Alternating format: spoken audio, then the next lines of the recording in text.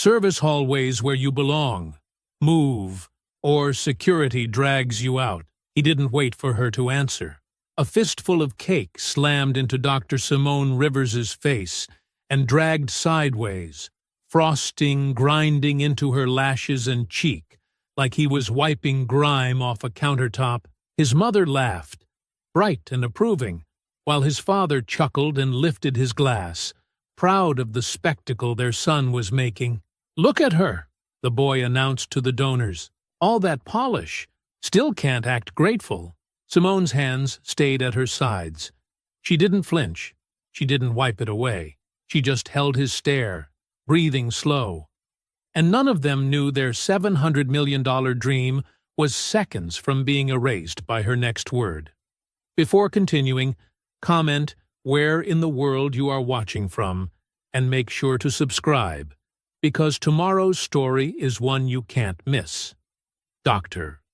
Simone Rivers paused at the entrance of the Grand Meridian Ballroom, taking in the sparkle of crystal chandeliers and the sea of designer gowns. Camera flashes popped like tiny explosions, momentarily blinding her. She adjusted the sleeve of her deep blue evening dress, feeling the weight of the moment.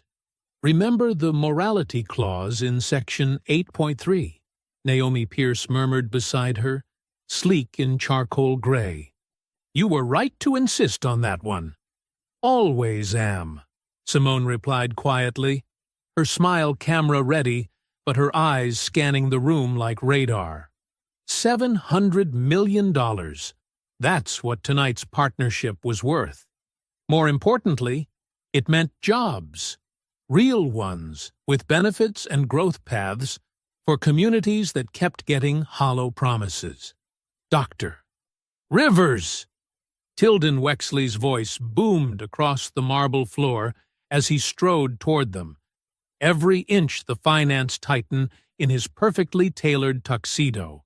His wife Maribel glided at his side, dripping in diamonds that could fund a small nation. "So pleased you could join us?" "The pleasure's mine," Simone responded smoothly, extending her hand. Tilden shook it a beat too briefly. "Oh, dear." Maribel touched Simone's arm with manicured fingers. "Would you mind terribly asking the kitchen about the champagne service? We seem to be running low at table 6. Simone's smile didn't waver. "I'm actually here as a partner, Mrs. Wexley, but I'm sure the staff will be happy to help." "Oh!" Maribel's laugh tinkled like expensive ice. "My mistake entirely. Though while you're here, could you check if Dr. Rivers will be needed at the head table?" Naomi cut in professionally. "For the partnership announcement." Tilden's expression flickered. Of course. Though, if you wouldn't mind just confirming with security about the guest list." "I believe that's Brandon's job," Simone said pleasantly, naming the actual event coordinator. "Shall we head to our seats?" "I'm looking forward to the presentation." They moved through the crowd like a current of tension, Simone noting every sideways glance and whispered comment. The ballroom was a masterpiece of old money. Gold leaf on the ceiling, antique mirrors on the walls, and table settings that probably cost more than some people's monthly rent. At the center, an elevated stage held a row of chairs for key participants. Simone approached her assigned seat, clearly marked Rivers Axis Technologies on the golden placard. A hostess in black rushed forward, hand outstretched. "Oh, no, I'm sorry," the woman said with rehearsed concern. "There must be some confusion. The partner seating is reserved for—" Naomi smoothly produced the printed seating chart from her clutch. "Dr. Rivers is exactly where she should be. Perhaps you'd like to double-check your materials?" Laughter rippled from the surrounding tables. Not warm, not welcoming, but measuring. Testing. Simone settled into her chair with practiced grace, feeling the weight of dozens of eyes. She'd been in rooms like this her whole career, where power dressed itself in politeness and cruelty wore a smile. From a nearby table, Graham Wexley watched the scene unfold, swirling expensive scotch in a crystal glass. He couldn't be more than 19, but his eyes held the casual entitlement of someone who had never heard the word no stick. He studied Simone with the detached interest of a cat watching a bird through a window, probably wondering if it would be more fun to pounce now or later. The first course arrived, something delicate involving truffle foam and gold leaf. Simone ate carefully, maintaining light conversation while monitoring the room's subtle choreography. Servers moved in practiced patterns. Photographers circulated strategically. Everything felt just a fraction too arranged. "Your work in tech education is fascinating," said the woman to her left, a board member of something or other. "Almost like a charity, isn't it?" "Actually, it's a profit center," Simone corrected kindly. "Our apprenticeship program has a 93% placement rate and generates significant returns through innovation and talent retention." "How resourceful," the woman replied, in a tone that made it sound like a disease. As dinner progressed, the pattern became clear. Every conversation was a trap, every comment loaded with double meanings. Simone navigated each one with the precision of someone who had spent decades in rooms where one wrong word could unravel years of work. Finally, dessert carts began rolling in, their silver domes gleaming under the chandeliers. Maribel Wexley made a small gesture, and a photographer edged closer to the head table, adjusting his lens with careful nonchalance. Graham Wexley rose from his seat, glass in hand. The room hushed expectantly. His smile was bright, practiced, and completely empty of warmth. "Friends, partners, distinguished guests," he began, his voice carrying that peculiar mix of youth and authority that came from never doubting his right to be heard. "I'd like to propose a toast to new ventures, new partnerships, and," his eyes fixed on Simone with predatory amusement, "new lessons in how things work around here." The dessert cart rolled to a stop beside the head table, its silver dome catching the spotlight like a beacon. A hush fell over the ballroom as servers positioned themselves with choreographed precision. Graham Wexley set down his glass and moved toward Simone with the fluid confidence of someone who had never faced consequences. "Dr. Rivers," he said, voice pitched to Carrie, "I believe you should have the first taste. It's a special recipe, meant to leave an impression." Simone felt Naomi shift beside her, protective instincts kicking in.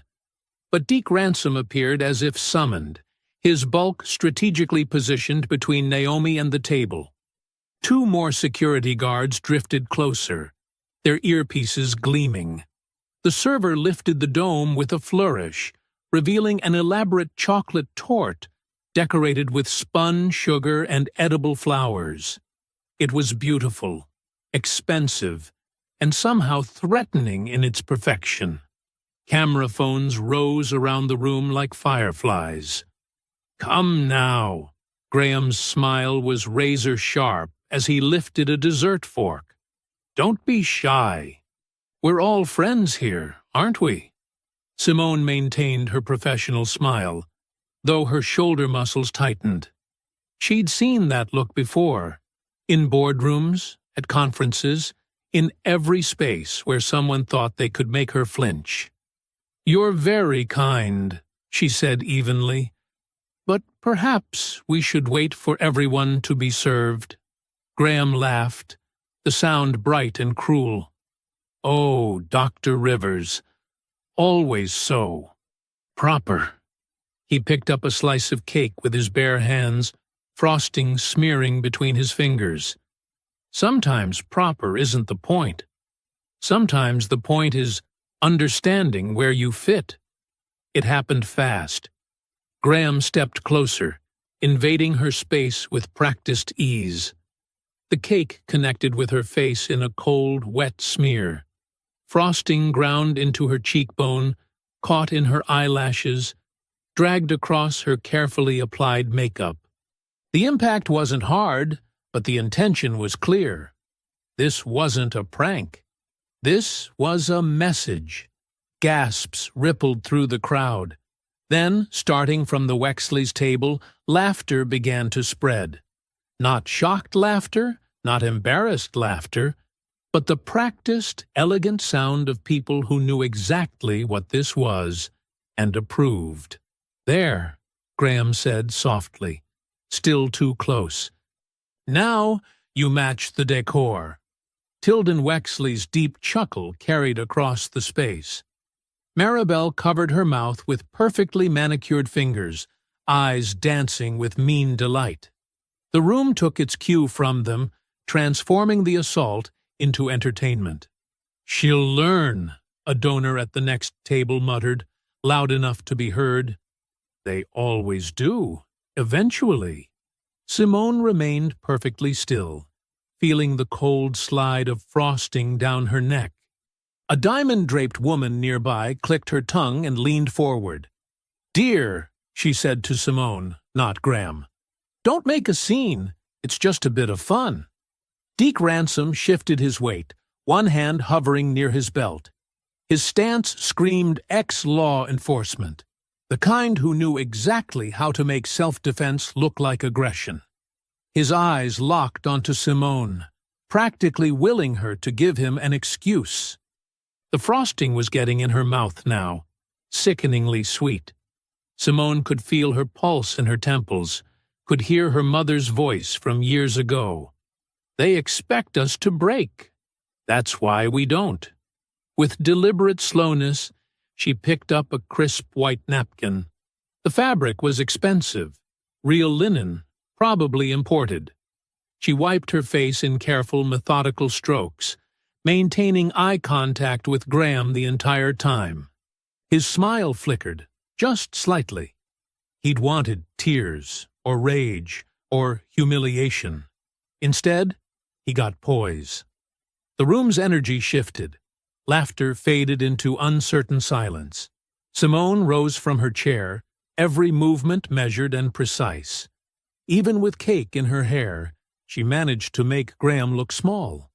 "The microphone, please," she said, voice carrying clearly through the tension. The nearest server hesitated, glancing at the Wexleys. Deke took a half-step forward, but Simone's calm was its own kind of authority. The microphone appeared in her hand, and the remaining chuckles died in throats suddenly gone dry. Graham retreated a step, that familiar confusion crossing his face, the look of someone who'd never had their fun interrupted before. Tilden and Maribel's smiles became fixed, brittle things, as Simone adjusted her grip on the microphone. The spotlight swung fully onto her now, catching the glitter of frosting still clinging to her cheekbone. But somehow, impossibly, she made it look like war paint instead of humiliation. The entire ballroom seemed to hold its breath, waiting to see what would happen when dignity faced down cruelty. Naomi, still blocked by security but watching intently, allowed herself a small, fierce smile. She knew that look in her friend's eyes. It was the same look Simone had worn before every major victory in their company's history. Absolute certainty wrapped in steel. The sound system hummed to life as Simone raised the microphone. The silence in the room was absolute now, heavy with anticipation and something like fear. Not fear of Simone, fear of what it meant that she wasn't afraid of them.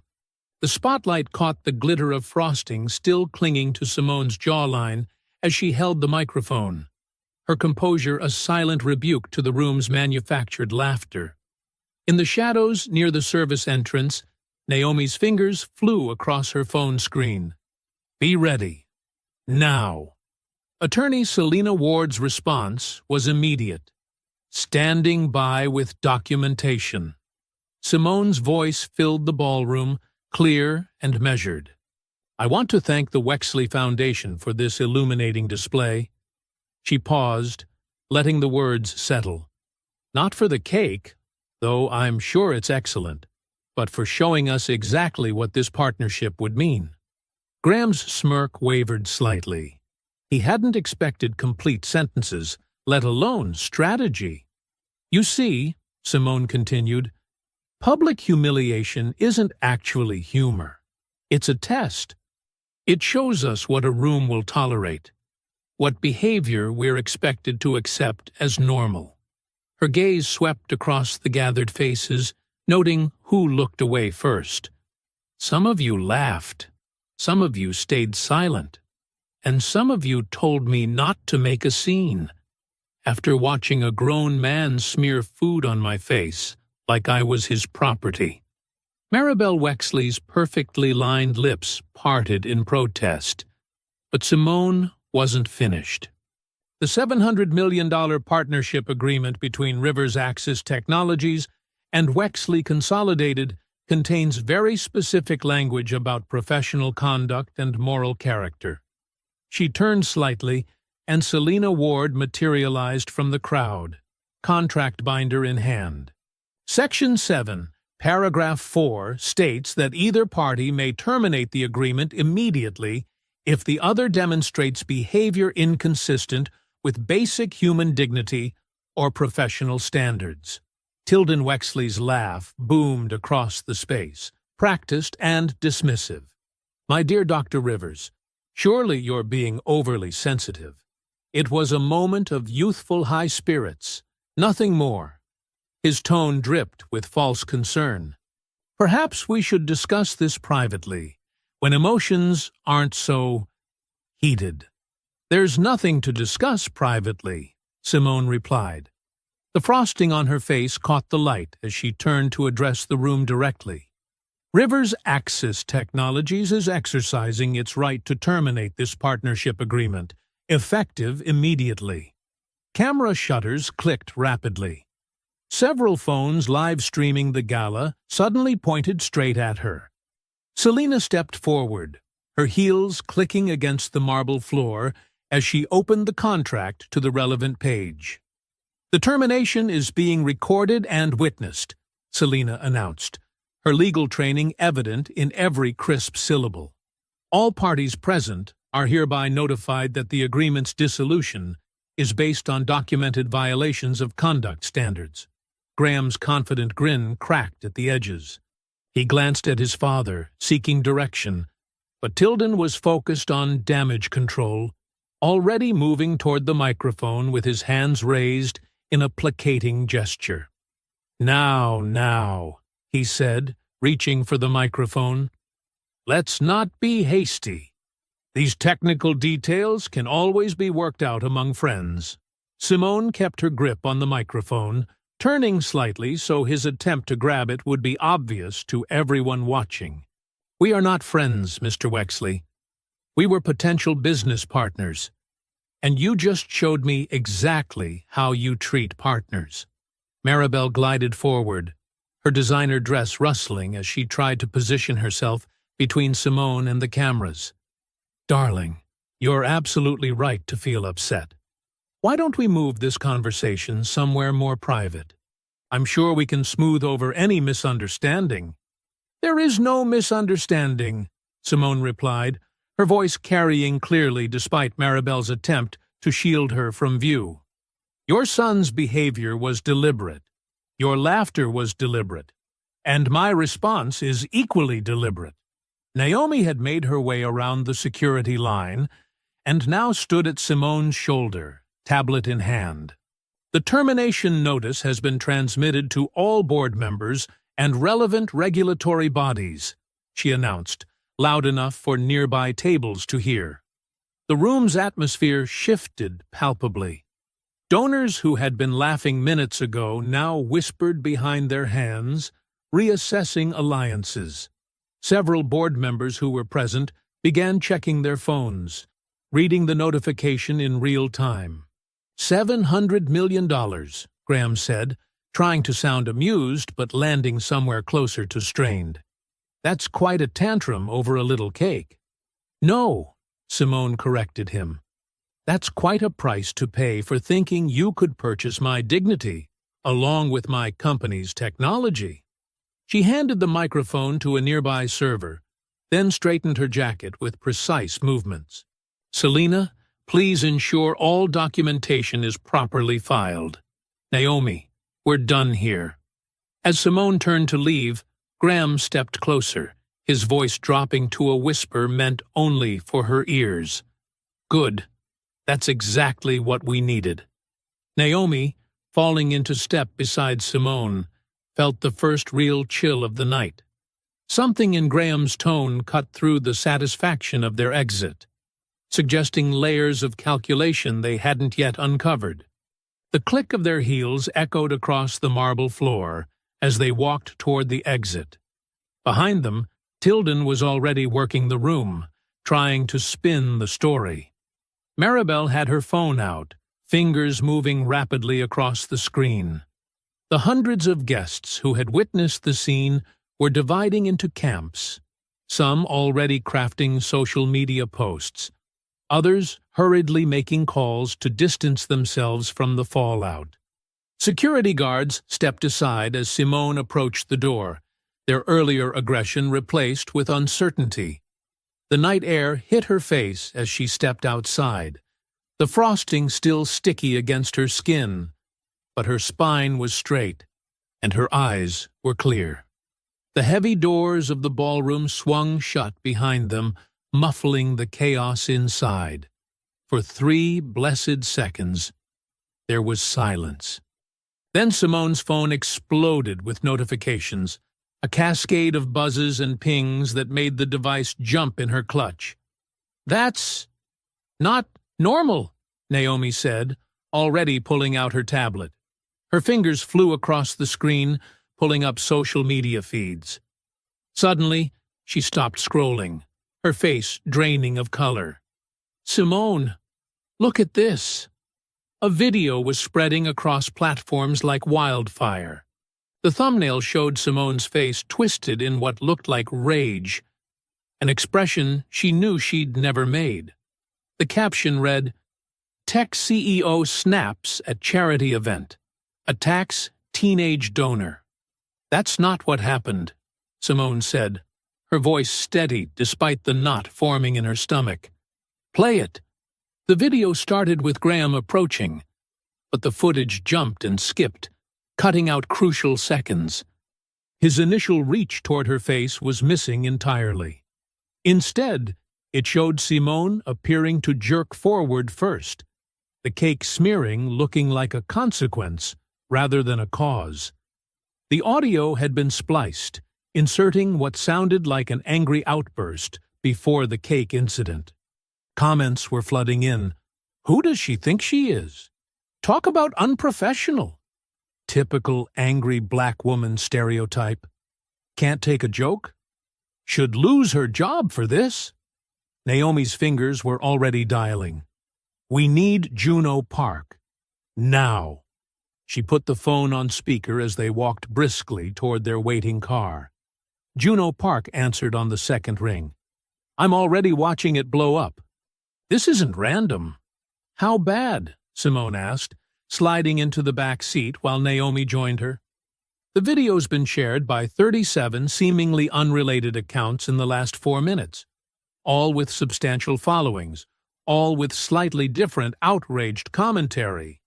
That's not organic. That's coordinated. Juno's voice was clipped, professional. There are bot networks amplifying specific hashtags.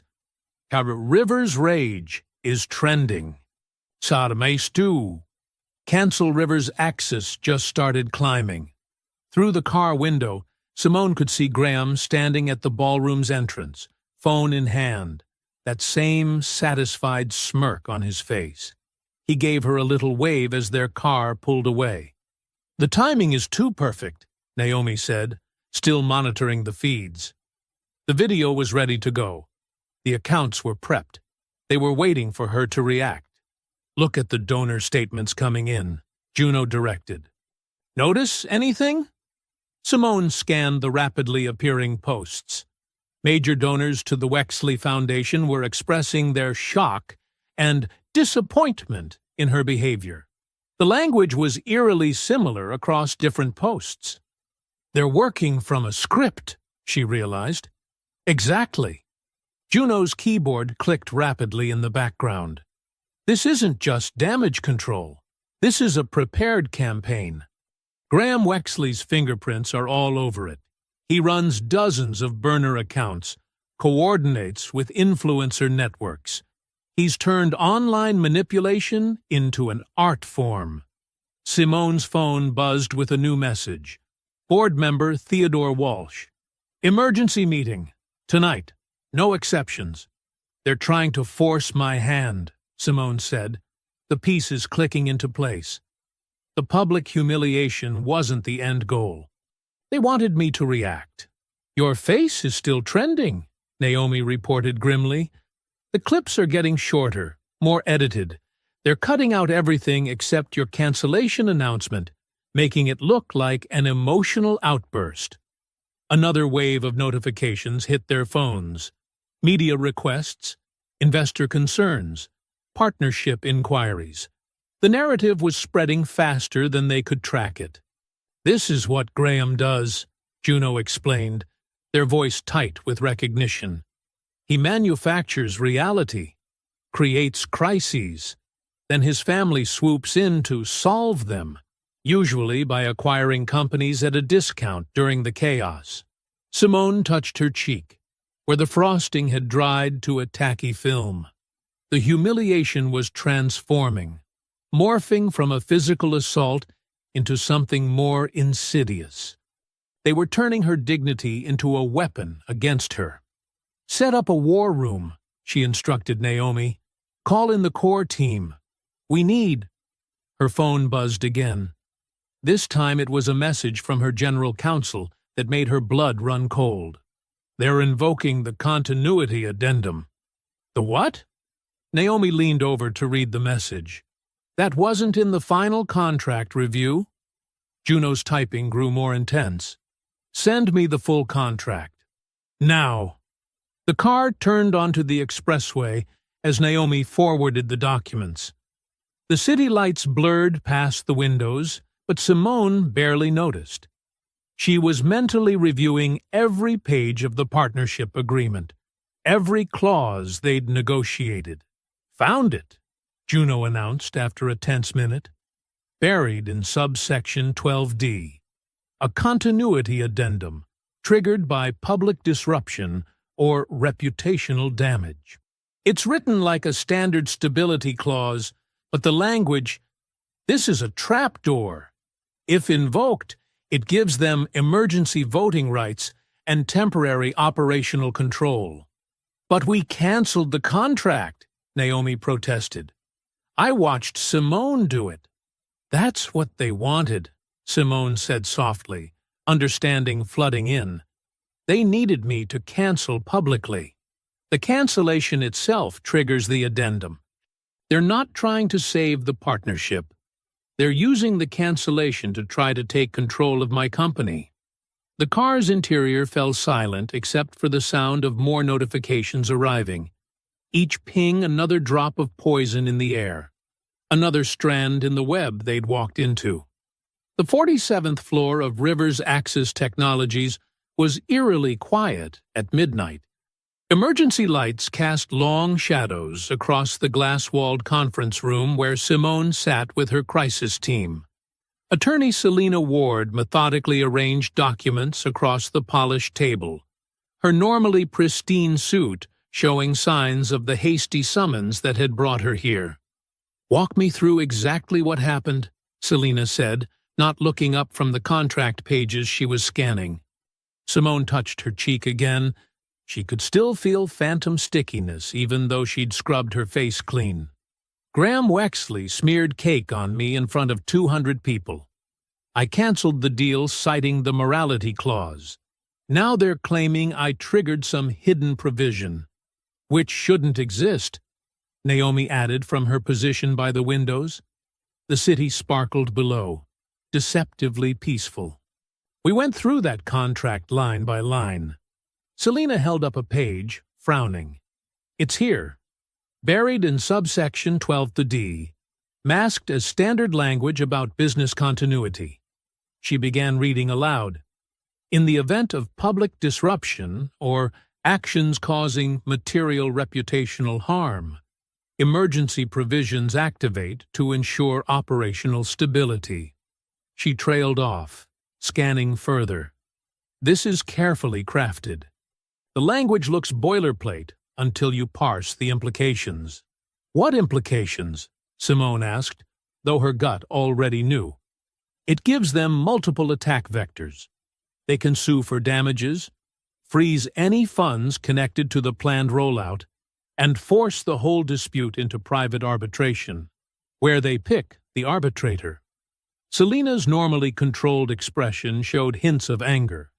It's designed to drain your resources and keep everything out of public court. Naomi pulled up financial projections on her tablet. The timing is surgical. We're 3 weeks from launching the new platform.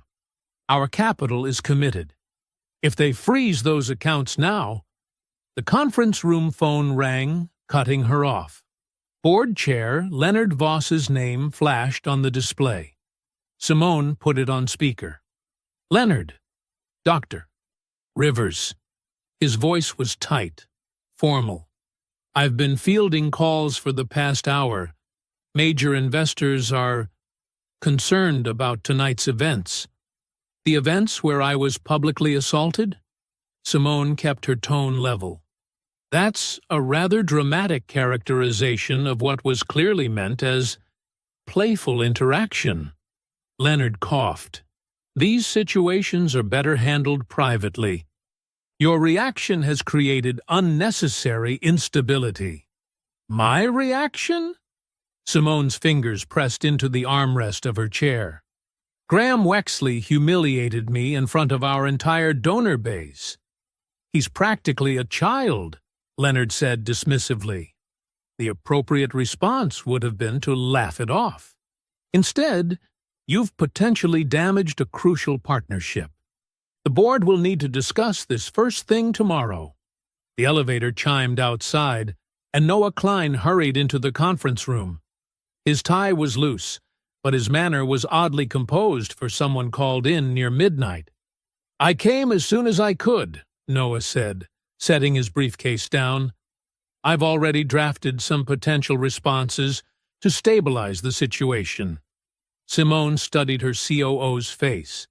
There was something too rehearsed about his concern. The situation doesn't need stabilizing, she said carefully. It needs investigating, starting with how that addendum got into our contract. The priority should be calming the markets, Noah countered smoothly. I've prepared a statement suggesting temporary leadership adjustments to reassure investors. You prepared that rather quickly, Naomi observed. On the phone, Leonard cleared his throat. Noah's thinking strategically. A short-term leadership transition could help weather this storm. The only storm here is the one they manufactured, Simone said. Selina, I want a full audit of who approved that addendum language. Track every version, every email, every sign-off. Noah shifted slightly. That seems excessive for standard contract language. Standard? Selina's eyebrows rose. This clause is anything but standard.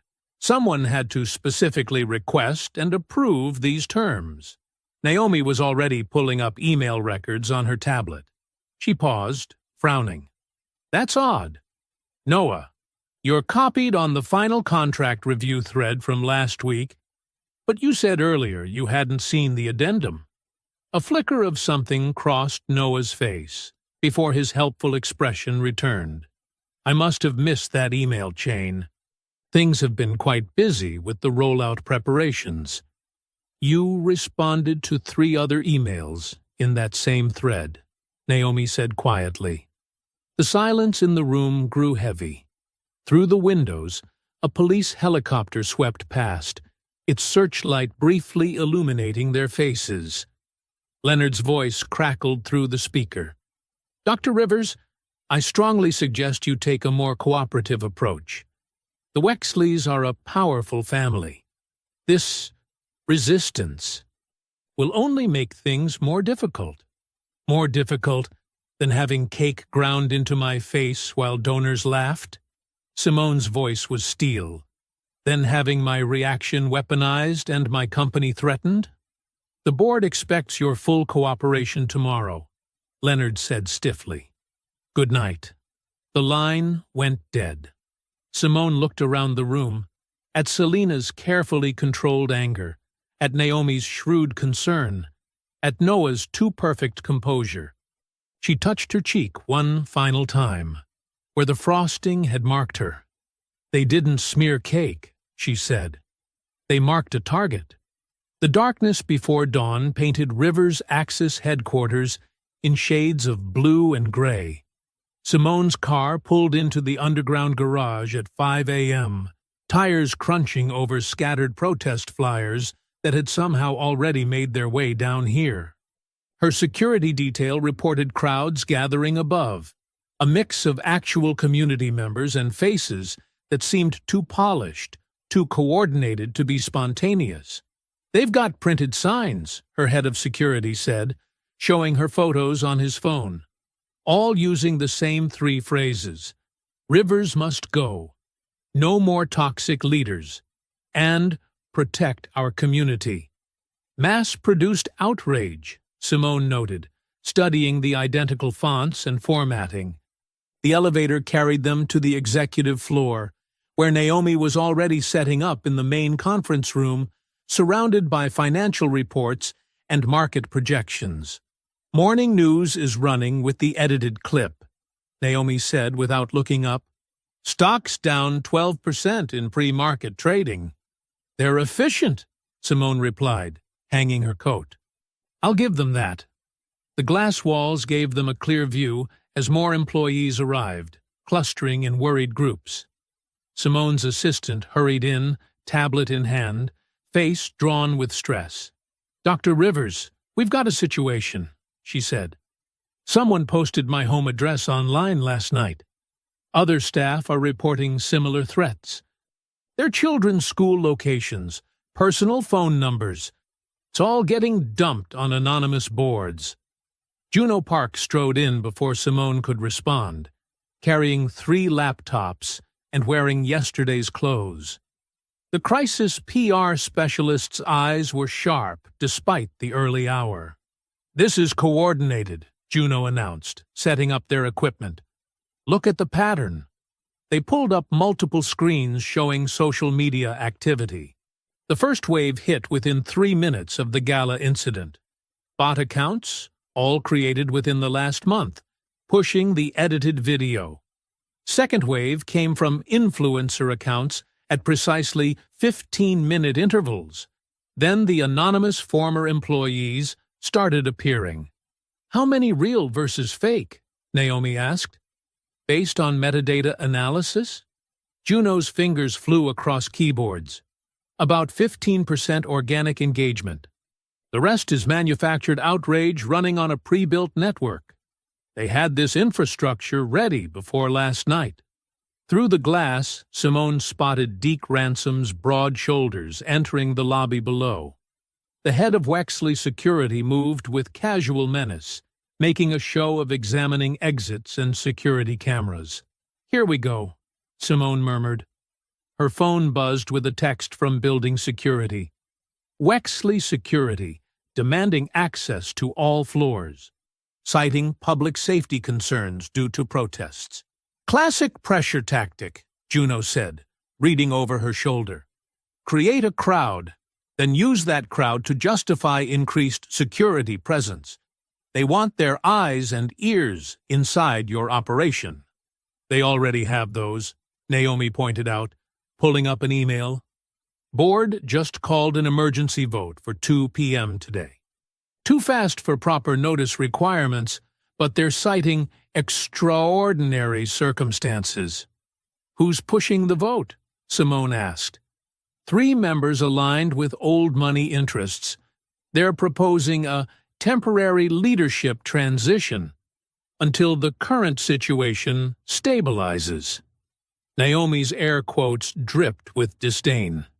Simone watched Deke positioning his people around the lobby's key points, by elevators, near stairs, covering all movement. His presence was a message. We can reach you anywhere. Naomi, Simone said quietly, I need you to implement spending freeze protocols. Lock down everything that isn't immediately essential, and quietly, very quietly, secure backup liquidity channels through our most reliable partners. Naomi was already moving. I'll route it through the subsidiary accounts they don't know about yet. Juno, Simone continued, I need documented proof of coordination. Timestamps, metadata, payment trails, anything showing this isn't organic backlash. Already mapping it, Juno replied. Their bot network left fingerprints. The question is whether we can prove intent before they strip our resources. The morning crawled by in a blur of crisis meetings and defensive measures. Simone's team tracked waves of attacks, more edited videos appearing, donor statements withdrawing support, community leaders suddenly receiving anonymous tips about concerns with Rivers Axis hiring practices. At precisely noon, a courier arrived with a thick envelope marked Urgent Legal Notice. Simone opened it, while Naomi read over her shoulder. The document was dense with legal language, but the meaning was clear.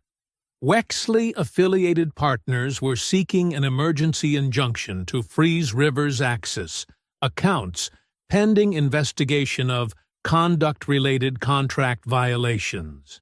Simone set the papers down carefully. They want us too scared to breathe. The cold precision of it all, the timing, the multiple pressure points, the layered attacks, revealed the truth. Last night's humiliation wasn't improvised cruelty. It was the first move in a carefully planned siege. Through the windows, protesters' signs caught the midday sun, their identical fonts glinting like teeth. Deke Ransom stood among them, phone to his ear, smiling up at Simone's office with the patient satisfaction of someone who knew exactly how the trap would close. The afternoon sun blazed through the glass conference room, casting long shadows across the polished table where Rivers Axis's board members gathered. Simone straightened her jacket, a armor of tailored navy wool, and walked in with measured steps. 14 pairs of eyes tracked her movement, their usual respectful nods replaced with the clinical assessment reserved for problems requiring disposal. Leonard Voss occupied the chairman's seat like a throne, his silver hair catching the light as he leaned forward with practiced concern. Dr. Rivers, thank you for joining us on such short notice. Given the circumstances, we felt immediate action was necessary. The circumstances being a coordinated attack on our company, Simone said, taking her seat. Naomi settled beside her, tablet ready, while Selena Ward arranged legal documents with precise movements.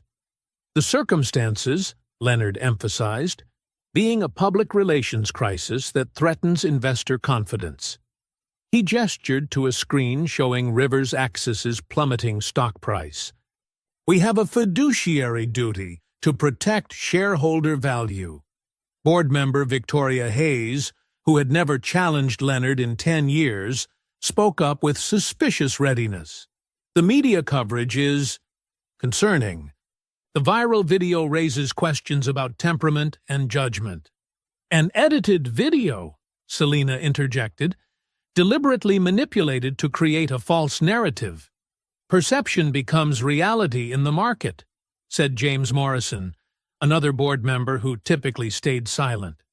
We need to consider temporary leadership adjustments while this situation stabilizes. Simone noted how they echoed each other's phrasing. temporary, stabilize, protect value. Words chosen to sound reasonable while disguising their intent. The coordination was obvious to anyone paying attention. "Let's be direct," Simone said. "You're suggesting I step aside because someone assaulted me on camera and then manipulated the footage to paint me as the aggressor." "We're suggesting," Leonard replied smoothly, "that the company needs a clear path forward that doesn't involve public controversy. A brief leadership transition would allow tensions to cool." Noah Klein spoke up from his corner seat, voice gentle as a knife wrapped in silk. "I could serve as interim CEO if needed. My relationships with our partners are strong, and I have no connection to last night's unfortunate events." Simone turned to study him. Noah kept his eyes down, radiating helpful concern, but something in his careful posture raised warnings. "Before we discuss transitions," she said, "I want to know how the continuity addendum made it into our contract without full board review. Who approved that language?" The room shifted uncomfortably. Leonard cleared his throat. "Contract details are handled through appropriate channels. The relevant committees—" "I'd like to see the email logs," Simone cut in. "All communications regarding the addendum's approval process." "That would involve private board correspondence," Victoria objected. "We have confidentiality obligations," while simultaneously demanding complete transparency from me, Simone noted. The hypocrisy landed like a physical blow. Several board members had the grace to look uncomfortable, but others met her gaze with blank corporate politeness, the kind that masked whatever deals had already been made. Selina stood, commanding attention. "Before this discussion continues, I need to remind the board of several legal considerations. First, removing Dr. Rivers in response to a manufactured crisis could be seen as validating a coordinated smear campaign. Second, any leadership change without proper investigation of last night's events creates liability concerns. Third, there are serious questions about the contract addendum's approval process that need to be addressed." "We're not removing anyone," Leonard said smoothly. "We're discussing temporary measures to protect company interests. By suggesting the CEO step aside because she was publicly assaulted," Naomi's voice cut through the corporate doublespeak, "how does that protect our interests?" "The optics," James began. "The optics," Simone interrupted, "are that Rivers' axis caves to pressure when its leaders face targeted harassment. Is that the message this board wants to send?" Leonard's mask of concern cracked slightly, revealing irritation beneath. "I move we proceed to a vote on temporary leadership transition." "I move we table that vote pending full investigation," Selina countered. "Any hasty action now exposes the company to significant legal risk." The tension stretched as board members glanced at each other, measuring which way to lean. Simone watched the subtle signals, who looked to Leonard for cues, who avoided eye contact entirely. The room felt like a chessboard where half the pieces had been secretly replaced. "All in favor of proceeding with the vote?" Leonard asked. Hands rose, 7 out of 15. Not enough for an immediate move, but far too many for comfort. Simone noted each face, each allegiance revealed. "Motion fails," Leonard announced, unable to fully hide his frustration. "We'll reconvene tomorrow morning at 9 a.m. for a full board review and second vote." As chairs scraped back and members began gathering their things, Noah lingered behind. He stopped near Simone, voice pitched low. "You can't win this their way." Simone watched him walk out, those words hanging in the air like smoke, unclear whether they were meant as advice or warning. The afternoon sun had shifted, throwing the empty conference room into shadow. In the glass walls, she caught her reflection, still straight-backed, still dignified, still fighting. Naomi touched her arm. 7 votes to remove you already. We need to move fast. Yes, Simone said, gathering her papers. But first I want to know exactly how deep this rot goes. The setting sun painted long shadows across the community center's parking lot as Simone's car pulled up. The brick building stood warm and welcoming against the darkening sky, its windows glowing with activity. Young voices drifted out, the sound of learning, of possibility. But something was wrong with this picture. 3 black SUVs were parked at odd angles near the entrance, their tinted windows reflecting the last rays of sunlight. Men in tactical gear loitered nearby, earpieces glinting. Wexley security logos marked their shoulders. They're not even trying to be subtle anymore, Naomi muttered from the passenger seat. Simone took a deep breath, centered herself. That's the point. They want us to see the muscle. As they stepped out of the car, she noted how the guards shifted, subtle movements to control sight lines and access points. Their presence transformed a community space into contested territory. Deke Ransom emerged from behind one of the SUVs, his broad frame blocking the path to the door. "Evening, ma'am," he said with exaggerated politeness. "Just maintaining public safety." "At a youth center?" Simone kept her voice neutral. "Can't be too careful these days." His smile didn't reach his eyes. Lot of concerning activity in the area. Before Simone could respond, movement caught her attention. A young man in Rivers Axis apprentice gear, Malik Turner, she recognized him from the program, was walking toward the entrance, laptop bag over his shoulder. 2 guards stepped directly into his path. "Hold up there, son," one called out. "Need to check that bag." Malik stopped, his whole body tensing. "I work here. I'm in the apprenticeship program." "Sure you are." The guard gestured impatiently. "Bag on the ground, please. Empty your pockets, too." Simone's hand tightened on her phone, deliberately activating the camera. She held it low, recording without drawing attention. Around them, other students and community members slowed, watching, exactly what the guards wanted. This wasn't about safety. It was about showing who had power to stop who could be searched without cause, who had to prove they belonged. "I have ID," Malik said, voice steady despite the tremor in his hands as he pulled out his wallet. "I'm here every Tuesday and Thursday." "Uh-huh." The guard barely glanced at the ID before tossing it back. "Bag. Ground. Now." Reverend Lucinda Hale emerged from the center's doors like a force of nature. Her gray hair was pulled back severely, her eyes sharp behind wire-rimmed glasses. She moved with the confidence of someone who had faced down worse than private security. "What seems to be the problem with one of my students?" Her voice carried calm authority. Deke stepped forward. "Standard security procedure, Reverend. Nothing to concern yourself with." "In my center? Without my permission?" Reverend Hale positioned herself between Malik and the guards. "I don't recall authorizing searches of my young people." "Ma'am, we have authorization from the property management company to—" "You have authorization to intimidate children?" Simone spoke up, still recording. "To harass program participants?" Deke's practiced smile tightened.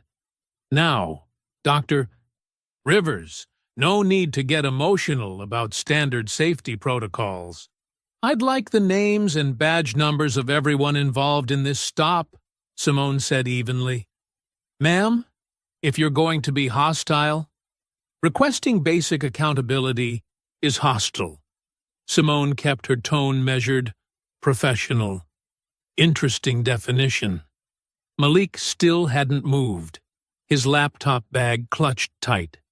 The guards loomed closer, trying to provoke a reaction they could use. Reverend Hale touched his shoulder gently. "Baby, go on inside," she said. "These men were just leaving." "But they can't just—" Malik's voice shook with rage, not fear. "They can, and they do," Reverend Hale said quietly. "But not today, not here. Go on now." Simone watched Malik's face, saw the familiar struggle between dignity and survival, between standing up and staying safe. He was learning the wrong lesson, that his achievements didn't matter, that no amount of hard work could protect him from people who saw his existence as a threat. The guards exchanged looks, realizing they weren't getting the confrontation they wanted. Deke made a small gesture, and they backed off, returning to their positions by the SUVs. "Just doing our jobs," Deke said smoothly. "No offense intended." "Every offense was intended," Reverend Hale replied. "That's rather the point, isn't it?" Inside the center's main room, the tension didn't fully dissipate. Students huddled in small groups, voices low, shooting worried glances at the windows where guard shadows moved past. Malik sat at a computer station, his movements still tight with contained anger. Reverend Hale led Simone and Naomi to her office, closing the door with a decisive click. The small room was warm, filled with books and photographs, decades of community history on the walls. "They've been doing this for weeks," she said, settling behind her desk. "Ever since the partnership announcement. Testing boundaries, establishing presence. This isn't about security. It's about control." "The deal wasn't just about money, was it?" Simone asked. Reverend Hale's eyes were tired, but fierce. "It never is with families like the Wexleys. Money they have. What they want is power. Over spaces, over stories, over who gets to feel safe where." Through the office window, Simone could see Malik helping a younger student with coding homework. His shoulders still tight, but his focus absolute. He refused to be driven away from his own growth. "We're not losing twice," Simone said firmly. "Not the company, and not this space."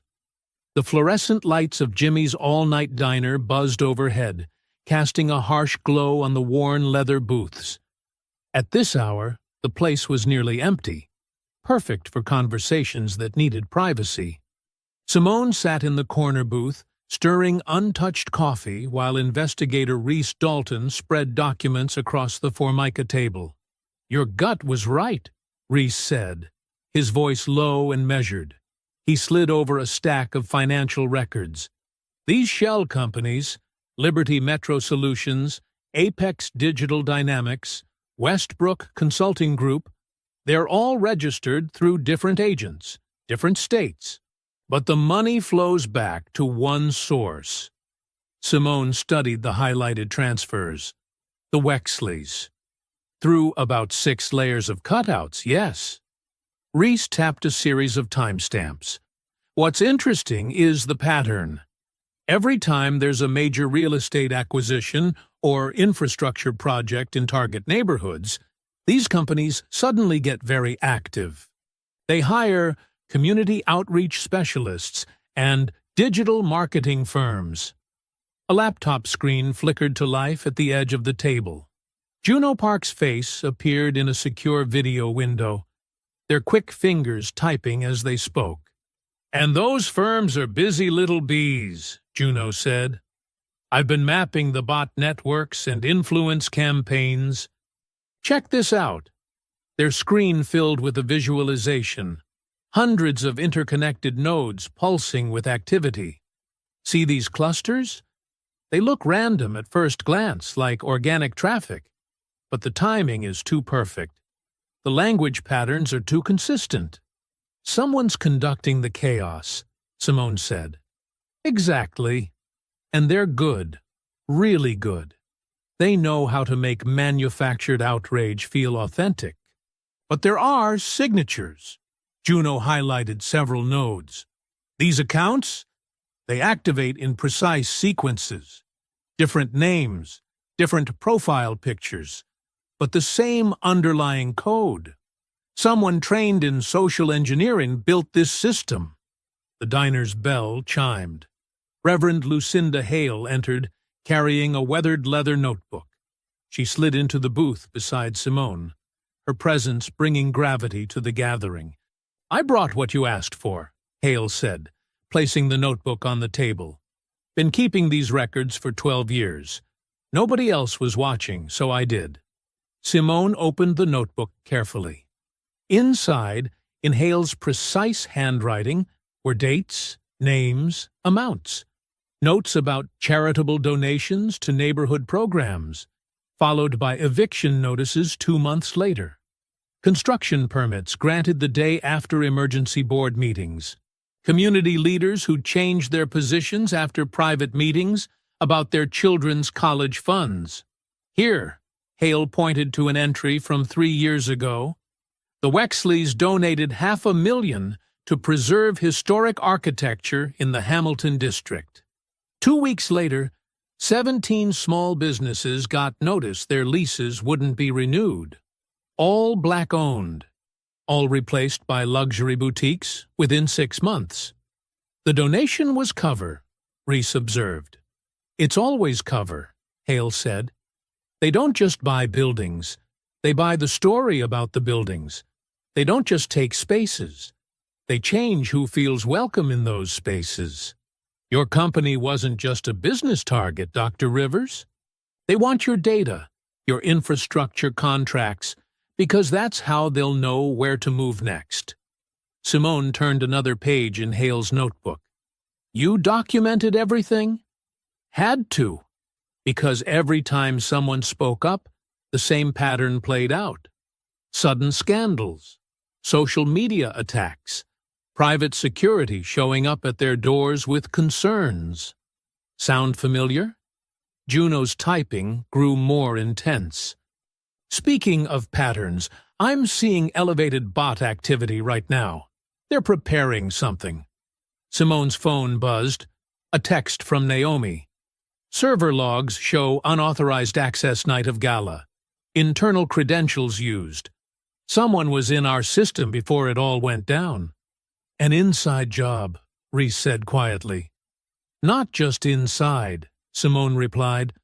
"Someone who knew exactly what they were looking for. Someone who understood both our technical infrastructure and our governance vulnerabilities." The group fell silent as a tired waitress refilled their coffee cups. When she moved away, Hale spoke again, her voice carrying decades of stored truth. "This is bigger than one night, one incident," she said. "That cake wasn't just about humiliating you. It was about showing everyone else what happens when you don't play by their rules. But rules only work when people accept them." Juno's screen flashed with new data. "The bot network is shifting. They're positioning for some kind of narrative pivot." Reese gathered his documents with methodical care. "We need to move carefully. They've built layers of deniability into everything. Then we'll peel back every layer," Simone said. She touched Hale's notebook gently. "You kept these records because you knew someday they'd matter. Now they do." She stood, sliding the notebook into her bag. The diner's lights caught the determination in her eyes. "We're going to tell the truth so loudly they can't bury it." Across town, in his perfectly curated home office, Graham Wexley adjusted his camera and practiced his most sincere expression. He recorded take after take until the apology video felt right. Humble, but not weak. Regretful, but not guilty. As he posted it to his verified accounts, his other screens showed the real work. Thousands of coordinated posts, flooding every platform, shaping the story even as he appeared to apologize for it. His manufactured contrition went live at exactly 11 p.m., timed to make morning headlines, crafted to make him look mature and thoughtful. And in its shadow, His digital army attacked with renewed fury, targeting not just Simone, but anyone who dared support her. Early morning sunlight streamed through Simone's office windows as her core team assembled. The city was just waking up, but they'd been working for hours, fueled by determination and strong coffee. Juno Park's laptop displayed frame-by-frame analysis of the newly acquired video footage. "Look at this," Juno said, zooming in on a perfect, unobstructed angle. "Crystal clear. No editing tricks possible. You can see Graham's expression change right before he does it. That split second of predatory satisfaction." Simone leaned closer to watch. The footage showed everything. Graham's calculated approach, the cake smearing across her face, and, most importantly, Tilden and Maribel Wexley's immediate laughter. Their reactions proved premeditation. They'd expected it, encouraged it. "The metadata's clean too," Juno continued, pulling up a technical report. "Original timestamp, location data, device information, all intact. They can't claim this was manipulated." Naomi paced by the window, phone pressed to her ear. She ended her call with a rare smile. "Catherine Chen from Meridian Capital is willing to go on record. Says she's seen enough country club bullying in her career. She'll back you publicly and commit to maintaining their position." "That's significant," Selena said, looking up from her legal documents. "Meridian holds what, 12%? 14%, Naomi confirmed. "And they have influence with other institutional investors." Selena spread papers across the conference table, each stack precisely organized. "I've drafted the injunction request. We're hitting them from multiple angles: harassment, market manipulation, coordinated defamation. The evidence of their bot network is particularly damning." "Timeline?" Simone asked. "We file everything within the hour.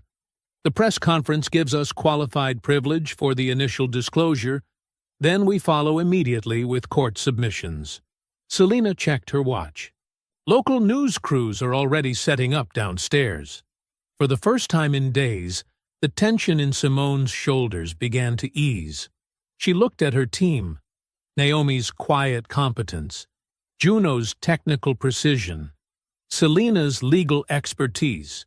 They'd worked through the night, building an airtight case.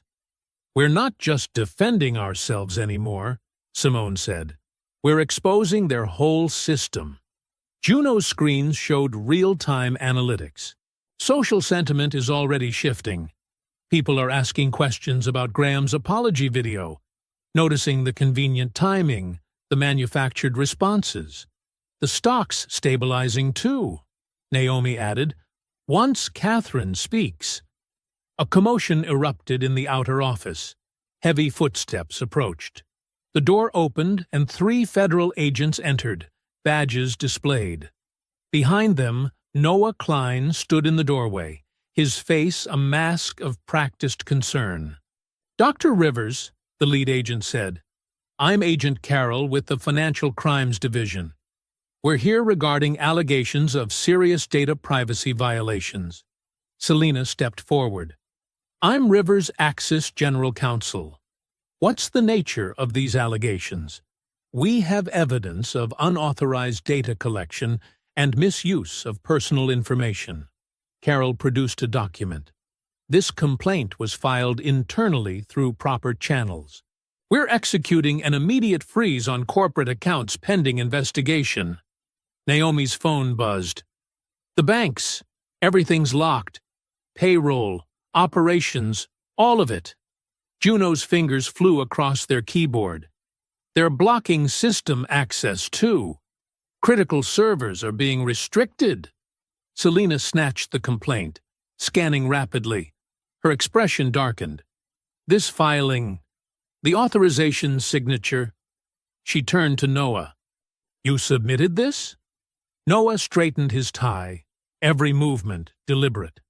"As Chief Operating Officer, I have a responsibility to report potential violations. When I discovered irregularities— What irregularities? Simone's voice cut through his practiced speech. Show me exactly what you found. The details are in my filing, Noah said smoothly. I was trying to protect the company from potential liability. These issues required immediate attention. You're lying. Simone stood, calm fury radiating from her stillness. You've been lying for months, haven't you? Working for them? Noah's smile didn't reach his eyes. I was trying to protect the company. Reporters began gathering outside the building. Phones rang unanswered throughout the office. Employees stood in clusters, whispering anxiously about frozen accounts and system lockouts. Hours crawled by in a blur of crisis calls and emergency meetings. The press conference collapsed before it began. Catherine Chen regretfully withdrew her support, citing developing concerns. The stock price fell like a stone. Evening shadows lengthened across Simone's office. She sat alone, staring at her phone. Social media exploded with that damned photo. Her face smeared with frosting, now edited into countless cruel memes, each one tagged with Graham's signature. A smirking emoji. The betrayal cut deep. Noah had been her COO for 3 years. He'd sat in this very office countless times, planning strategy, sharing concerns, always so helpful, so supportive. Every suggestion, every introduction, every policy change, all of it designed to create this moment. Her phone buzzed with a text from Reverend Hale. Meet me tonight. I have the missing piece. The community center stood dark against the night sky, its windows reflecting scattered streetlight through sheets of rain. Simone parked around back, away from the main street, and hurried through the downpour to the service entrance, where Reverend Hale waited. You came alone? Hale asked, ushering her inside. As requested. Simone followed her through the quiet hallways. Juno and Investigator Dalton are joining remotely. The back room was small but secure. No windows, one door, and thick concrete walls that had withstood decades of neighborhood change. A laptop sat open on a folding table, screens showing Juno and Reese in separate windows. The rain's steady tapping filtered through the ceiling, marking time like a metronome. Reverend Hale locked the door and pulled a worn leather portfolio from her desk drawer. Before I show you this, you need to understand something. People think the Wexleys built their fortune on real estate and finance. That's not quite right. She removed an envelope sealed with aged tape. They built it on silence, on making problems disappear. What kind of problems? Simone asked. People who wouldn't sell. Reporters who asked questions. Community leaders who fought back. Hale's eyes held old anger. Anyone who stood in their way. She produced a USB drive, its label faded but still legible. A date from 6 years ago. This came to me from someone who couldn't stay quiet anymore. I've kept it safe, waiting for the right moment, and the right person to use it. Juno leaned closer to their camera. What's on it? A deposition. From someone who helped build their machine. Hale inserted the drive into the laptop. He was one of their reputation consultants before that title existed. When he realized what they were really doing, he recorded everything. 3 weeks later, he died in a single car accident. A video file appeared on screen. Juno began running authentication protocols immediately. The metadata looks original. No signs of tampering. I'm creating verified hashes now. The recording showed a man in his 50s, speaking directly to camera. His voice was steady, but his hands shook slightly as he detailed a systematic operation. Shell companies layered within shell companies, each designed to distance the Wexleys from their tactics. He described how they'd perfected their methods, paid protesters, coordinated social media campaigns, edited footage that could make anyone look unstable. They called it narrative adjustment, the man explained, but it was destruction. They'd identify acquisition targets, usually minority-owned businesses that had something they wanted. Then they'd engineer a crisis, manipulate public opinion, and swoop in to buy at panic prices. Reese took notes rapidly. These intermediary companies he's naming, they match the patterns in your records, Reverend. Same shells, same players, just cycling through different front names. The cake incident, Simone said quietly. It wasn't random cruelty. It was choreographed. They needed a trigger point. Keep watching, Hale advised. The deposition continued. The man described their placement program, identifying promising executives, grooming them with offers and introductions, then embedding them in target companies.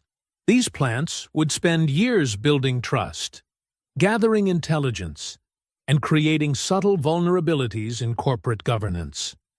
Noah, Simone breathed. That's what he was, a placement. Juno's typing grew more intense. It fits. I'm tracking his career path before Rivers' Axis. He worked for 3 different firms with Wexley connections.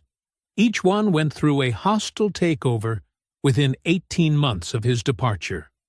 The federal complaint he filed, Reese added, it's almost identical to complaints filed against those other companies. Same structure, same timing, same outcome. Accounts frozen just when the target company was about to expose something. Rain drummed harder overhead as Simone absorbed the implications. Every meeting with Noah, every casual suggestion, every policy change he'd advocated, all of it designed to create openings for this moment. He hadn't just betrayed her trust. He'd spent years building a trap. There's more, Hale said, spreading documents from her notebook across the table. These dates here, each one marks when a Wexley-linked security firm showed up in the neighborhood. Always after some incident that never made the news. Always before property values suddenly dropped and long-time owners had to sell. Simone studied the pattern. Like Deke Ransom at the gala. They use security as intimidation, then call the targets unstable for objecting. Exactly, Hale confirmed. And these names here? Community leaders who pushed back. Each one faced anonymous harassment campaigns, social media attacks, edited videos, personal information leaked. Sound familiar? It's their playbook, Reese observed.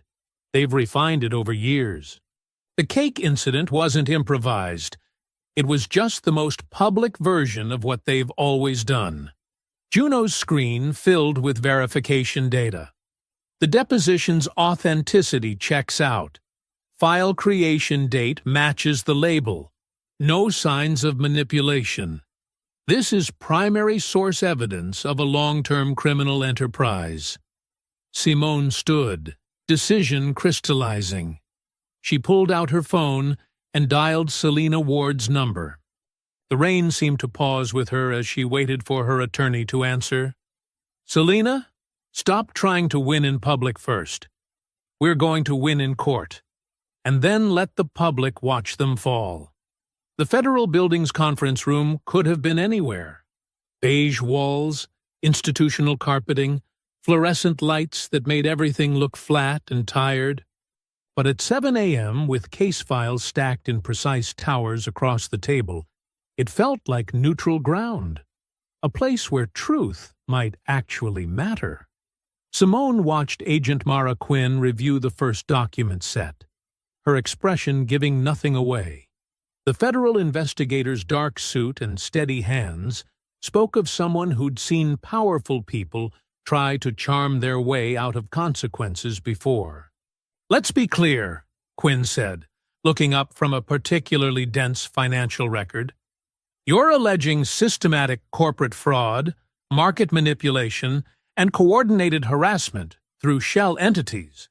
We're not alleging, Selina Ward replied, sliding another folder forward. We're demonstrating, with timestamps, banking records, and verified metadata. Simone maintained her composure as Quinn examined the USB drive containing the deposition. The weight of the last few days pressed against her shoulders, but she refused to let it show. This wasn't about emotion. It was about evidence. The shell company network is structured in layers, Naomi explained, spreading out a diagram. Each entity exists just long enough to execute an acquisition or pressure campaign, then dissolves. But the payment patterns are consistent. Quinn's pen moved steadily across her notepad. And you can prove these entities connect directly to the Wexleys through board memberships, shared addresses, and recurring transfers, Naomi confirmed. We've mapped 5 years of activity showing the same operational signatures.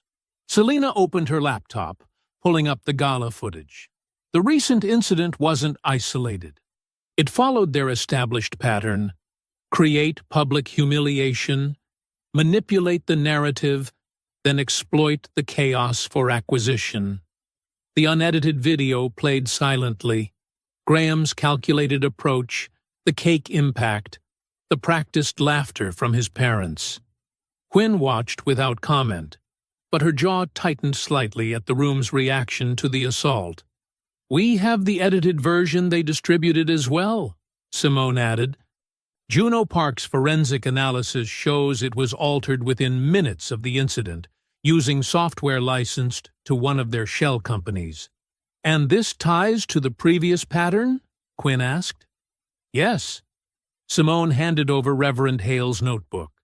These dates and names document similar incidents: security intimidation, coordinated harassment, and forced property sales.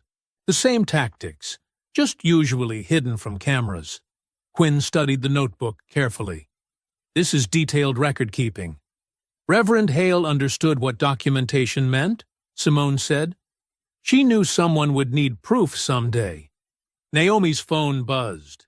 She checked it and frowned. Leonard Voss just called an emergency board meeting for 2 p.m. The agenda lists leadership stability measures. They're moving faster than expected, Selina observed. Likely because they know we're here. Quinn set down her pen. You understand I can't intervene in board proceedings. Any investigation will take time to develop, and it won't protect you from immediate corporate action. We know, Simone replied. That's why we've prepared parallel strategies. Naomi pulled up another document on her tablet. We've discovered something critical about the federal complaint Noah Klein filed. He didn't just submit it. He used Simone's emergency authorization token to do it. Meaning? Quinn asked. He staged her digital fingerprint, Selina explained. The complaint appears to come from Simone herself, suggesting instability. It's fraud, but proving that won't happen fast enough to stop the board vote. So we're filing for an immediate temporary restraining order, Simone continued. The evidence of Noah's deception, combined with the documented pattern of targeting, should be enough to pause any removal attempt while the broader investigation proceeds. Quinn nodded slowly. Logical approach. But the Wexleys' influence runs deep.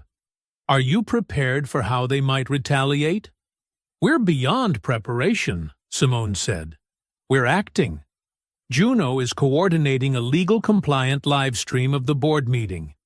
Everything in the open, everything by the book. Transparency as a shield, Selina added. No emotional appeals, just documented facts presented under proper observation. Agent Quinn gathered the files into her briefcase, movements precise and methodical. I'll verify everything independently. If it holds up, and I suspect it will, This goes well beyond a single company dispute. Simone stood, smoothing her jacket with steady hands. The fluorescent lights still hummed, but the room felt different now. The evidence towers had served their purpose, not as pleas for help, but as foundation stones for justice. "Dr. Rivers," Quinn said as they prepared to leave, "if your evidence holds, you're not the target anymore." Simone met her eyes directly. "Good, because I'm done being hunted." She stepped into the hallway where Naomi waited with their next set of files. The morning sun slanted through nearby windows, catching dust motes in bars of light. In a few hours, they would face the board. But now they carried something stronger than outrage. They had proof. And proof, properly structured, was harder to dismiss than any protest. Selina checked her watch. "The TRO filing is ready. Shall we proceed?" "Yes," Simone said. "It's time to show them what happens when they mistake documentation for weakness." The Wexley Tower stretched into the afternoon sky like a glass dagger, its reflective surface casting sharp shadows across the city below. On the 47th floor, Simone and Selina were escorted into a conference suite, where floor-to-ceiling windows made the room feel exposed, vulnerable.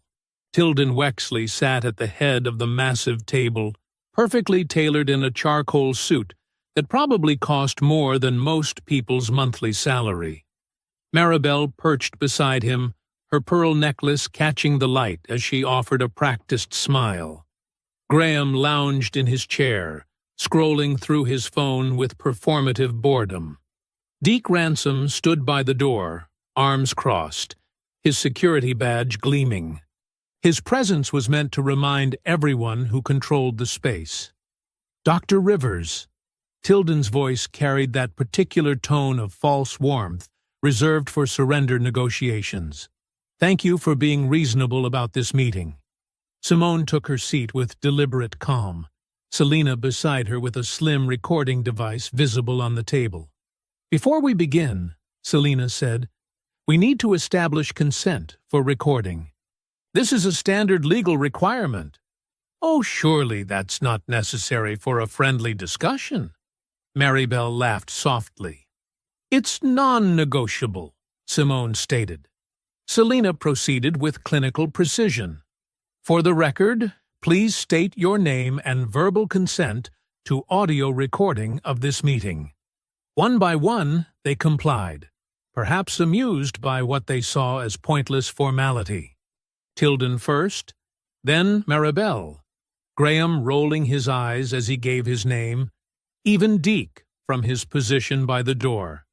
"Now then," Tilden spread his hands on the polished table, "we've prepared a very generous exit package, full market value for your shares, plus a comfort premium. You can walk away with dignity intact." Maribel nodded encouragingly. "And if you'd consider a brief statement, just expressing regret for any misunderstandings, it would help smooth things over with the public." "The public," Graham snorted, finally setting down his phone.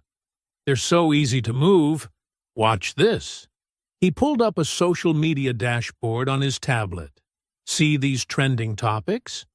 I can flip them in an hour. It's like conducting an orchestra of idiots." "Graham," Maribel warned, but her son was on a roll. "No, Mom, let me show them how it works. It's actually pretty brilliant." He leaned forward, animated now. "You start with a few key accounts, influencers who'll say anything for the right price. Then you amplify with bot networks, edit some clips to match the narrative, and suddenly everyone's sure they know what really happened." "It's quite impressive," Tilden said proudly. "Graham has a natural talent for digital perception management." "That's what you're calling it?" Simone asked quietly. "I call it winning," Graham shrugged. "People believe what they're told to believe. Watch. I could probably make half the internet think you robbed a bank by dinner time." Deke shifted his weight by the door. a subtle reminder of consequences. The point is, Tilden continued smoothly, public opinion has already settled.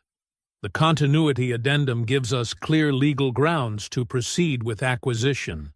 We included that provision specifically to handle situations like this. Situations where someone needs to learn their place? Simone's voice remained steady.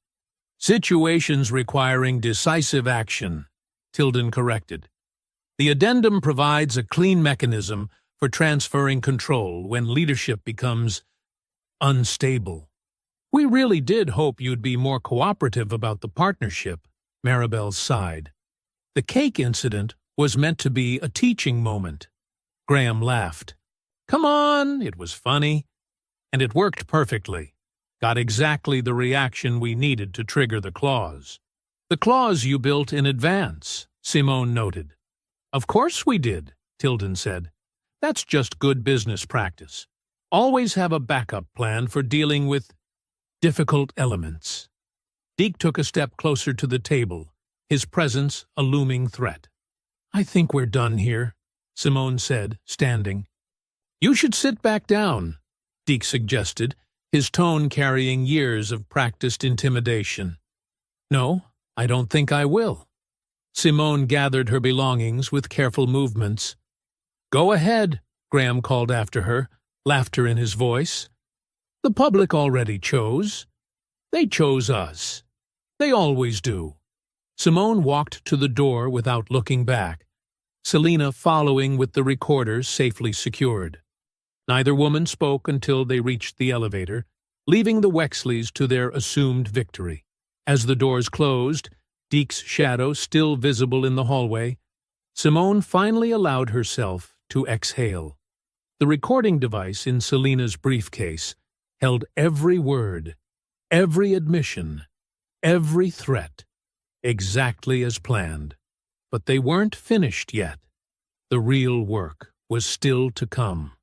They descended past floor after floor of polished glass and steel, the empire the Wexleys had built through fear and manipulation. But empires could fall, especially when their rulers became too comfortable with their own power to guard their tongues. The lobby's marble floors echoed under their heels as they walked out into the afternoon sun. Behind them, the tower cast its long shadow across the street, but Simone stepped purposefully into the light. They had what they came for. Now it was time to use it. The Rivers Axis Technologies boardroom hummed with tension as evening shadows stretched across the city. Board members filed in, some in person, others connecting remotely, their faces tiled across the massive display screen. Leonard Voss adjusted his tie, a subtle tell of discomfort as he noticed the professional camera setup in the corner.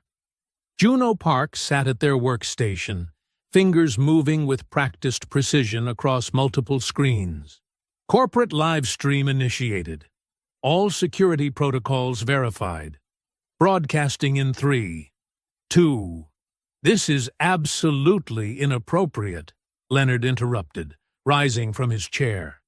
We cannot conduct sensitive board business under these conditions. Selina Ward stepped forward, document in hand. Actually, Mr. Voss, we not only can, we must. I've filed a temporary restraining order regarding board actions, citing shareholder interests. Given the current situation, transparency isn't optional. She gestured to the camera. This is a verified corporate channel, following all SEC guidelines for public companies under review. Noah Klein shifted in his seat, his usual smooth demeanor showing cracks. Perhaps we should discuss this privately first. No more private discussions, Simone stated, her voice carrying the weight of too many closed-door ambushes. She nodded to Juno, who activated the main presentation screen. The unedited gala footage played first. The room watched in complete silence as Graham Wexley's assault unfolded without clever cuts or manipulated audio. Several board members flinched at the raw cruelty of it, seeing the truth without the sanitizing filter of social media spin. Now, Simone continued, let's examine what followed. She clicked to the next slide as Naomi distributed documents to each board member. Receipt after receipt appeared. Bot network purchases, coordinated timing of paid posts, shell company transfers that created the illusion of organic outrage. The data was meticulous, each transaction tied to specific attacks on Rivers' axis and its leadership. This isn't just about cake, Simone explained. It's about a systematic attempt to devalue and seize control of this company through manufactured crisis. Leonard tried to interject. Dr. Rivers, your tone is backed by evidence, Selina cut in smoothly. She activated an audio clip from the settlement meeting, Graham Wexley's voice filling the room with unmistakable pride as he detailed his manipulation techniques.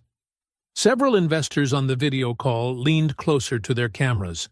One unmuted to ask, is he admitting to securities fraud? Among other things, Selina confirmed. The full recording has been provided to relevant authorities. Noah maintained his composed facade, though his fingers drummed a nervous pattern on the table. This is all circumstantial. We need to focus on stabilizing. Interesting choice of words, Naomi interrupted, bringing up a new screen. Let's talk about stability and system access. Complex log data filled the display. These are the authentication records from our secure servers.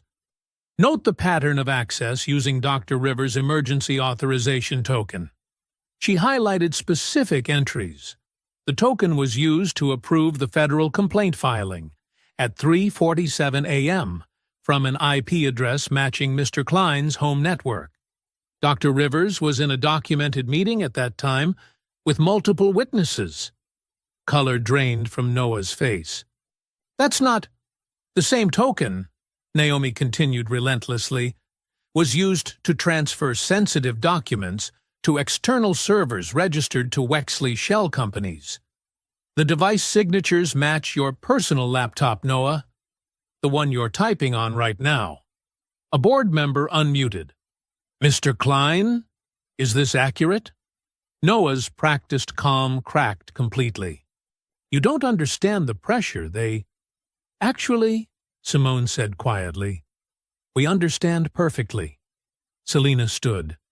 I move to terminate Noah Klein's employment for cause, effective immediately, and refer evidence of his actions to prosecutors for review. I second, Naomi stated firmly. Leonard looked desperately around the room, searching for allies, but found none. The evidence was too clear, the betrayal too complete. We'll need to vote. Yes, Simone agreed. We will, transparently. Right now. The vote was not close. Security waited outside the boardroom, having been notified in advance. They approached with professional courtesy, as Noah was stripped of his credentials and escorted from the building. The live stream caught every moment. The same unblinking lens that had broadcast Simone's humiliation now documented accountability in action. Leonard's phone began to vibrate. Then other phones joined in, creating a chorus of incoming messages. Partners were calling, investors demanding explanations, donors frantically trying to distance themselves from the Wexley connection. Through it all, Simone remained seated, hands steady on the table. She watched as the room's power dynamics realigned around the weight of truth rather than the shadow of influence. For the first time since the gala, she allowed herself a full breath, feeling the bands of pressure around her chest finally begin to loosen. Dr. Rivers, an investor, spoke from the screen. I believe we owe you an apology. No, Simone replied. You owe this company your vigilance. The truth was always there. We just had to be willing to see it. Naomi squeezed her friend's shoulder as board members began gathering their things. some avoiding eye contact, others offering awkward nods of acknowledgement. The live stream ended, but its impact was already rippling through social media, group chats, and news alerts, this time without manipulation, without artificial amplification, just the clean, sharp light of consequences illuminating the darkness of entrenched power. Morning sunlight streamed through the community center's windows, catching dust motes in golden beams. Simone sat at a worn table, watching Reverend Hale pour coffee with the same careful attention she gave everything, like even the smallest acts carried weight. "You take yours black, if I remember right," Hale said, sliding a steaming mug across the scratched surface. "Always have." Simone wrapped her hands around the warmth, anchoring herself in this moment of quiet before the storm fully broke. On the wall-mounted TV, a news ticker crawled with updates. The center's regular morning crowd gathered in small clusters, their usual chatter punctuated by gasps and pointing at screens. Every phone buzzed with notifications as the story exploded across networks, this time driven by facts, not manipulation. Agent Mara Quinn strode through the door, her presence carrying the gravity of official action. "Dr. Rivers, the warrants are being executed as we speak." She accepted a coffee from Hale with a grateful nod. "Multiple shell companies, digital assets, linked accounts, all frozen pending investigation." "How many shells did you find?" Simone asked. "More than 30 so far." "The network goes deeper than even your evidence suggested." Quinn's phone lit up with another update. "They're hitting the main Wexley offices now." Malik Turner burst in, still wearing his apprenticeship badge, practically vibrating with energy. "Did you see? They're live streaming it at the Garden Club." He pulled up a news feed on his phone, gathering everyone around. The footage showed the Wexleys' carefully orchestrated redemption luncheon dissolving into chaos. Society photographers who'd come for staged apologies instead captured Tilden Wexley's practiced smile, crumbling as federal agents appeared at the edges of the frame. His face shifted from confusion to realization to barely contained panic, each moment preserved in high-definition clarity. "Watch Maribel," Hale murmured, pointing to the screen's corner. Maribel Wexley stood frozen in designer silk, her perfect posture a statue of denial as longtime allies physically stepped away from her. Women who'd shared her charity boards and private boxes now turned their backs, phones already out to delete photos and untag connections. The room's temperature dropped degree by degree as decades of cultivated influence evaporated in real time. "Mom says half the donor board already resigned," Malik added, scrolling through updates. "They're all claiming they had no idea about anything." Graham appeared on screen next, his usual smirk replaced by something younger and less certain. He tried his practiced lines about youthful mistakes and learning experiences, but the reporters weren't playing along anymore. They had screenshots of his coordinated attack plans, timestamps of his late-night manipulation sessions, receipts for bought influence and manufactured consent. "What's happening to their accounts?" someone asked. Agent Quinn checked her tablet. "Complete lockdown. The same financial weapons they used against Rivers Axis are being applied to their own assets, legally, with full documentation of probable cause." She allowed herself a small smile. Turns out, evidence works better than intimidation. Simone stood, smoothing her jacket. "Speaking of evidence and consequences, Malik, could you join me for a moment? There's something we need to announce." They moved to the center's main hall, where media had gathered respectfully behind Hale's prescribed boundaries. Cameras focused as Simone stepped to the podium. Malik nearby. Rivers Axis Technologies is pleased to announce a new partnership consortium, she began, her voice carrying easily through the space. One built on ethical oversight and community benefit, maintaining our planned expansion without compromising our values. She outlined the structure: local stakeholders, transparent governance, distributed opportunity. Jobs weren't just safe, they were growing. The apprenticeship program would double its capacity. And to demonstrate our commitment to long-term investment in talent, Simone continued, we're establishing the Turner Innovation Scholarship, named for one of our most promising young team members. She turned to Malik, whose eyes widened. Full tuition and guaranteed paid internship placement, with 20 spots reserved annually for students from this community. Malik's composed expression cracked into pure joy. Around him, phones lifted to capture the moment. Organic celebration, not manufactured outrage. Parents hugged their children.